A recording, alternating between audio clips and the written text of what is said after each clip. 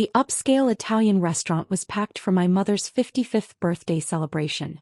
15 family members crowded around a long table, the sound of clinking wine glasses and laughter filling the private dining room. I sat near the end, checking my phone every few minutes, waiting for the announcement that would change everything. "Put that away, Ryan," my mother said, her voice carrying that familiar edge of disappointment. "It's my birthday. Can't you disconnect from that computer thing for one evening?" "Sorry, Mom. Just waiting for an important." "Important?" my Aunt Kelly interrupted with a laugh. "Everything's always important with Ryan's little internet project. Honey, when are you going to accept that this startup phase needs to end?"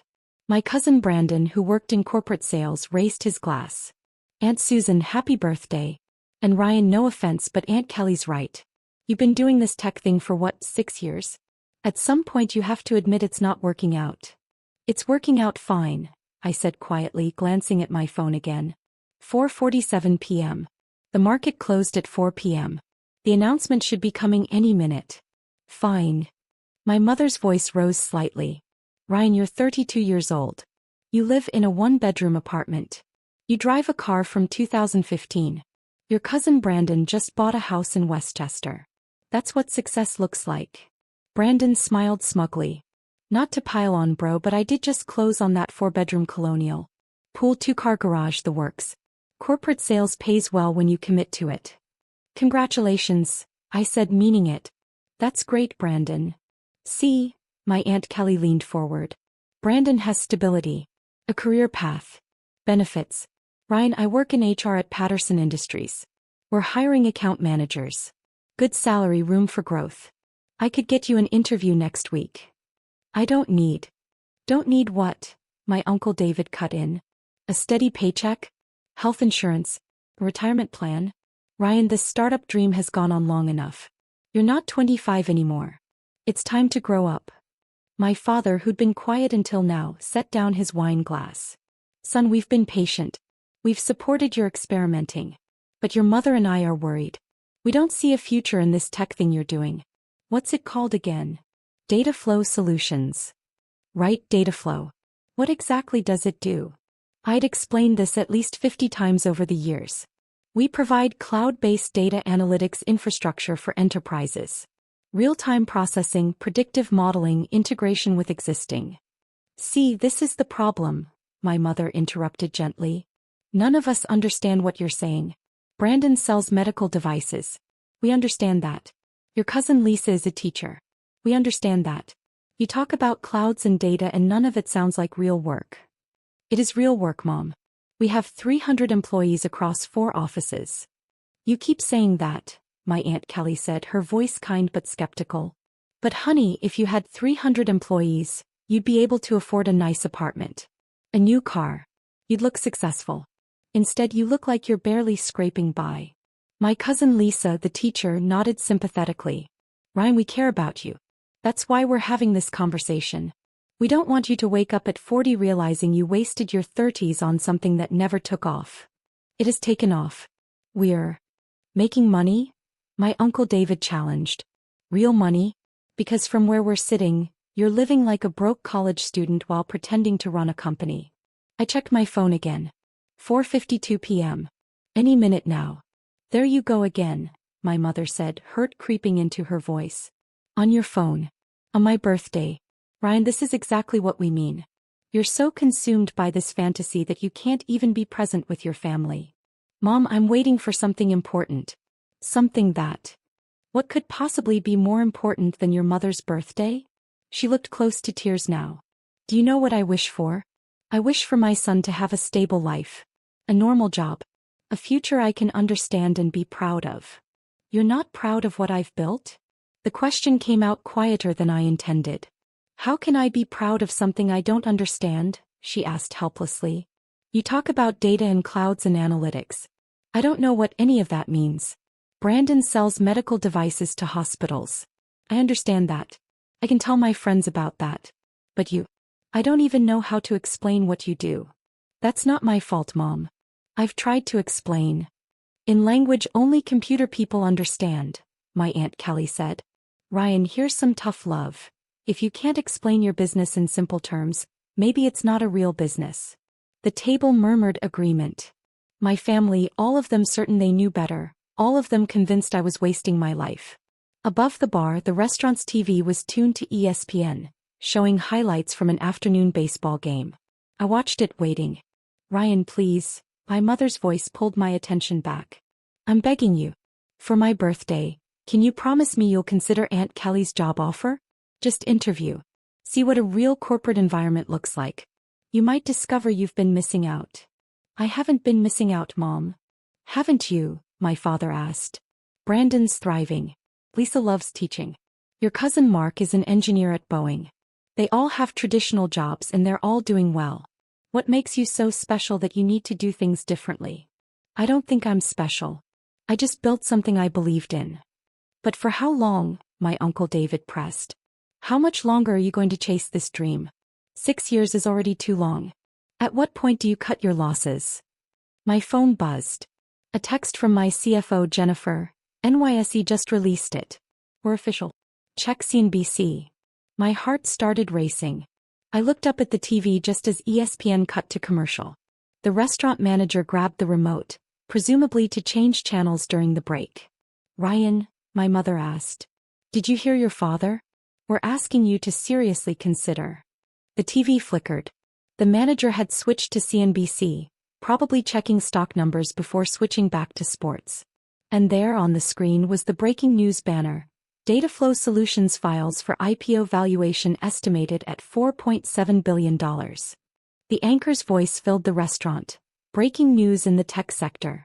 Dataflow Solutions, the cloud-based data analytics platform, has filed for its initial public offering with the SEC. Sources estimate the company's valuation at $4.7 billion, making it one of the largest tech IPOs of the year. The table had gone completely silent. Founded 6 years ago by 32-year-old Ryan Patterson, the anchor continued, Dataflow Solutions has disrupted the enterprise data analytics market with its innovative real-time processing platform. The company serves over 400 Fortune 500 clients and generated $890 million in revenue last year. My mother's face had drained of all color. Patterson, who started the company with $30,000 in savings, owns approximately 42% of Dataflow Solutions. At the estimated IPO valuation, his stake would be worth approximately $1.97 billion. Someone's fork clattered to the table. I think it was my Aunt Kelly's. The TV now showed footage of our headquarters in Austin, the gleaming 10-story building I'd never mentioned because my family wasn't interested in hearing about it. Dataflow's IPO is expected to launch next month, the anchor concluded. Patterson declined to comment, but sources say the offering is already oversubscribed by major institutional investors. This is a remarkable success story, from a one-bedroom apartment to a nearly $5 billion company in just 6 years. The manager switched the TV back to ESPN, oblivious to the bomb that had just detonated at table 12. Nobody moved. Nobody spoke. 15 family members sat frozen, staring at me with identical expressions of shock. Finally, my cousin Brandon found his voice. That was your company? Dataflow Solutions is your company. Yes. But they said $4.7 billion. They said you're worth. They said almost $2 billion. $1.97 billion, I corrected quietly. If the valuation holds. Before taxes. My mother made a sound like all the air had left her body. My Aunt Kelly's mouth opened and closed several times before words came out. You're a billionaire? Our nephew is a billionaire. Not yet. The IPO hasn't launched. Right now I'm just the CEO of a company preparing to go public. But you said you lived in a one-bedroom apartment, my cousin Lisa whispered. You drive an old car. You never said. I tried to say. Multiple times. Last Christmas I mentioned Dataflow had signed Amazon Web Services as a client. Uncle David told me to stop boring everyone with tech talk. At Easter I said we'd just opened our London office. Mom asked when I'd give up this internet hobby and get serious about life. My father's hands were shaking. Ryan, you're saying, all this time we thought you were struggling, you were building a billion-dollar company? Yes. But why didn't you tell us? My mother asked desperately. If you had this kind of success, why keep it secret? I didn't keep it secret, Mom. You weren't listening. 2 years ago, I invited everyone to our Series C funding announcement. We raised $200 million from Sequoia Capital. Not one person from this table showed up. You all had excuses. Brandon had a golf tournament, Aunt Kelly had book club, Dad had a business dinner. You didn't come because you didn't believe it was real. The shame on their faces was almost painful to watch. They said 400 Fortune 500 clients, Uncle David said, his voice hollow. Companies like Amazon, Microsoft, Boeing. We actually do work for Boeing, I said, looking at my cousin Mark. Mark, you mentioned you're an engineer there. Data flow processes your flight test data. You've probably used our platform without knowing it. Mark looked like he might be sick. My phone was exploding with notifications now. Congratulations from investors, interview requests from Bloomberg and Wall Street Journal, messages from my team celebrating. The news was spreading across financial media. $890 million in revenue, Brandon repeated, still staring at me. Last year, while I was bragging about my sales commissions, you were generating nearly $1 billion in revenue. I wasn't trying to make you feel bad, Brandon. Different industries, different scales. Your success is still real. But you let us lecture you, my Aunt Kelly said, tears forming. I offered to help you find real employment. Oh God, Ryan. What have we done? You assumed you knew better. You decided that because you didn't understand my industry, it must not be legitimate. You measured my success by visible markers, cars, apartments, lifestyle, instead of actual achievement. My mother was openly crying now. Ryan, I'm so sorry. I begged you to quit your internet hobby. That's what I called it. Your internet hobby. And it's worth $5 billion. $4.7 billion, I corrected. And Mom, it's not about the money. It's about respect.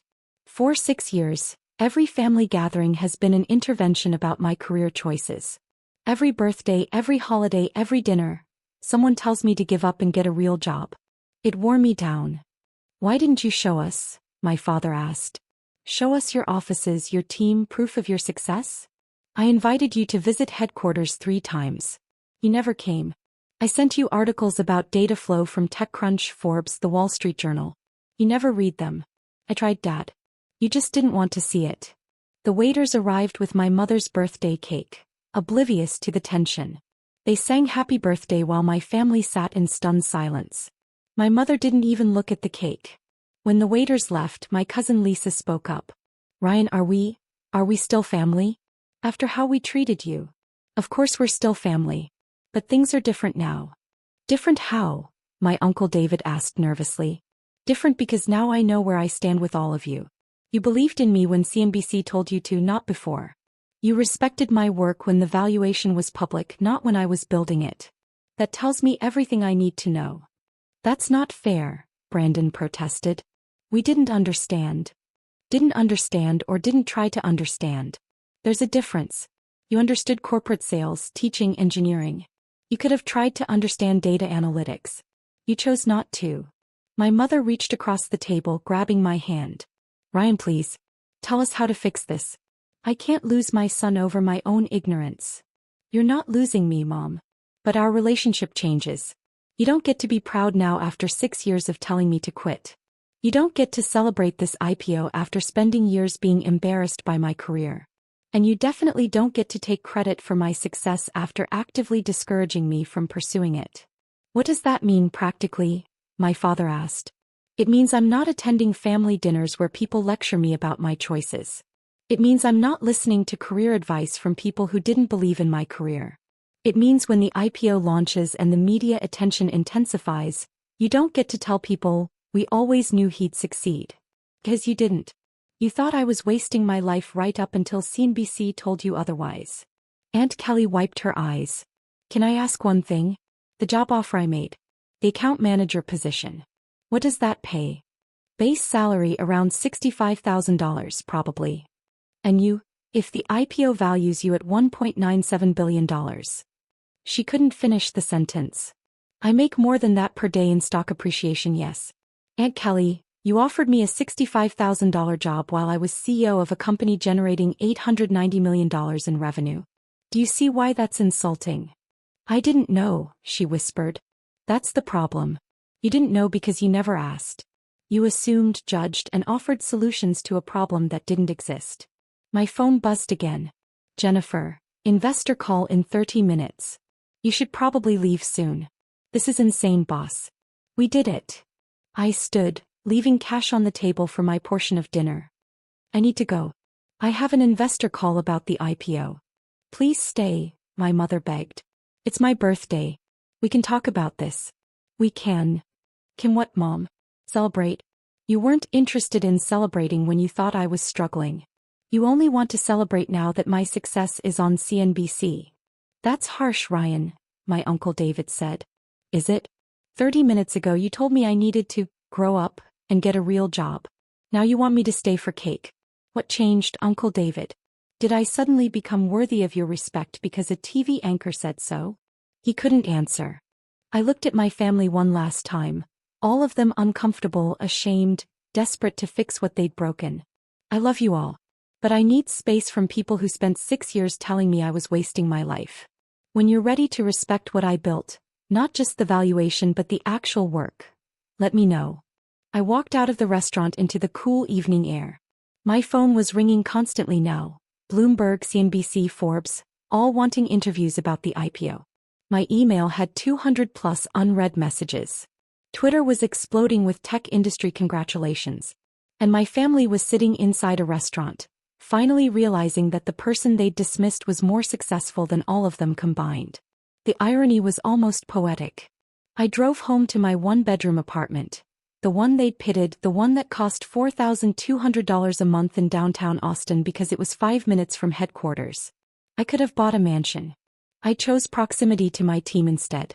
That night my phone lit up with texts from family. Apologies. Explanations. Desperate attempts to make it right. I silenced them all and focused on the investor call. Because while they were processing their shock, I had an IPO to launch. In 4 weeks, Dataflow Solutions would go public. My company, the one they'd called an internet hobby, would be traded on the New York Stock Exchange.